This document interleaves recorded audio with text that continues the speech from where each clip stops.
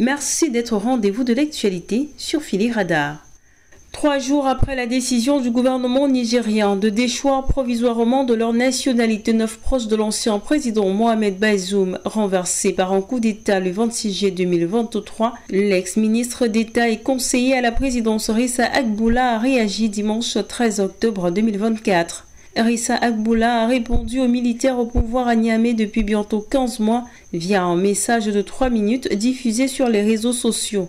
Sans le citer, celui qui demeure aussi le chef historique des rébellions Touareg de 1991 et de 2007 s'adresse notamment à Abdourahmane Tiani qui a signé le décret lui retirant provisoirement sa citoyenneté nigérienne. Cette décision s'appuie entre autres sur un fichier instauré récemment qui recense les personnes impliquées dans les actes de terrorisme ou d'atteinte aux intérêts de l'État. Fort de son passé, Rissa Akbulah entend d'abord rappeler au général Tiani son attachement à son pays. Ne vous attaquez pas aux fondements de votre pays. J'ai pris les armes en 1991 pendant 6 ans pour lutter contre le régime de l'époque. Mais je n'ai alors jamais demandé à me séparer du Niger. Je suis nigérien et je serai nigérien quelle que soit la situation, déclare-t-il. Nous sommes nigériens et nous resterons nigériens. Personne ne peut nous enlever cela. Rissa Akbulah et les 8 autres personnalités du régime de Mohamed Bazoum déchus provisoirement de leur nationalité sont considérés par la gendarmerie comme étant en fuite. Dans son appel, Rissa Akbulah indique aussi vouloir se battre pour la démocratie au Niger.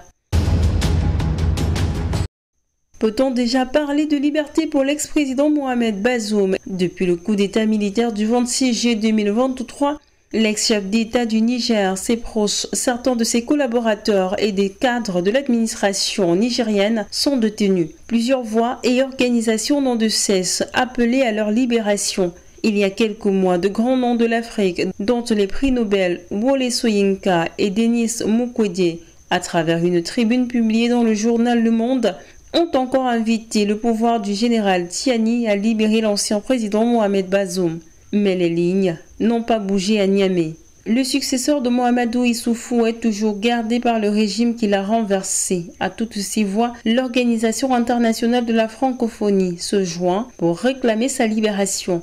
Nous associons au communiqué de la 1212e réunion du Conseil paix et sécurité de l'Union africaine pour exprimer notre profonde inquiétude quant au maintien en détention du président Mohamed Bazoum et exigeons sa libération immédiate et inconditionnelle ainsi que celle des autres détenus, a indiqué l'organisation dans la déclaration de fin de son 19e sommet tenu les 4 et 5 octobre 2024 en France. Mohamed Bazoum a dirigé le Niger du 2 avril 2021 au 26 juillet 2023. Il a été renversé par un coup d'état militaire. Le coup de force a été organisé par la garde présidentielle dirigée par le général Abdourahmane Tiani. Parlons économie à présent. Au Sénégal, le président de la République, son Excellence Bassirou Diomaye Faye, a clôturé la journée de présentation du Sénégal 2050, agenda national de transformation, le lundi 14 octobre 2024 avec un discours empreint de détermination et d'espoir. Cet agenda qui se veut une réponse structurée aux défis économiques et sociaux du pays a pour ambition de bâtir un Sénégal souverain, juste et prospère.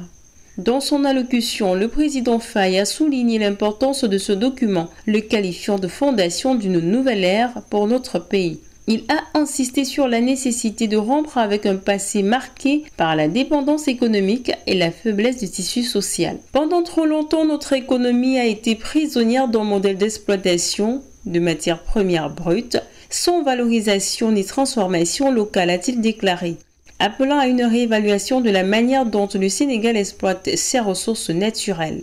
Le président a également profité de cette occasion pour adresser ses félicitations à Ousmane Sonko, le Premier ministre, pour son travail de qualité et à son gouvernement. Il a salué les efforts du gouvernement dans la mise en œuvre des stratégies qui sous-tendent l'agenda 2050, soulignant l'importance de l'engagement collectif de l'équipe gouvernementale pour réaliser cette vision. L'agenda 2050 repose sur 4 grands axes stratégiques. Le premier axe concerne la création d'une économie compétitive avec un cadre macroéconomique stable et l'émergence de filières industrielles viables. Nous transformerons nos richesses sur place et diversifierons notre économie pour en faire un véritable moteur de croissance, a expliqué le président Diomaye Faye. Le deuxième axe met l'accent sur la durabilité. Le président a affirmé que le développement économique du Sénégal doit se faire dans le respect de l'environnement, en intégrant l'économie circulaire et en préservant la biodiversité. L'aménagement durable du territoire est également une priorité pour garantir un équilibre entre les zones rurales et urbaines. Le renforcement du capital humain et l'équité sociale constituent le troisième axe. Le président a promis un accès universel à une éducation de qualité et à des services de santé performants, ainsi qu'une réforme du foncier pour une meilleure répartition des terres. La jeunesse sera au cœur de notre transformation, a-t-il ajouté, soulignant l'importance d'une formation adéquate pour préparer les jeunes aux défis du monde moderne. Enfin, le quatrième axe aborde la gouvernance et l'engagement africain. Nous devons refonder nos institutions pour qu'elles servent au mieux les aspirations de notre peuple, a souligné le président Faye. Il a également affirmé que le Sénégal devra jouer un rôle actif dans l'intégration régionale et la solidarité africaine, convaincu que l'avenir du continent repose sur ces principes. Le président a conclu son discours en appelant chaque Sénégalais à s'engager dans ce projet collectif. Notre souveraineté ne pourra être complète que si nous avons les moyens de notre autonomie économique, énergétique, alimentaire, mais aussi sociale et culturelle, a-t-il déclaré. Cet agenda ambitieux se veut donc une boussole pour les 25 prochaines années, dessinant un avenir où le Sénégal aspire non seulement à participer au monde, mais à y ajouter un rôle majeur, devenant ainsi un modèle de développement pour l'Afrique. C'est la fin de ce flash d'information. Merci de l'avoir suivi. Abonnez-vous à la chaîne si ce n'est pas encore le cas. Activez la cloche de notification pour suivre toute l'actualité sur Philly Radar. À très bientôt.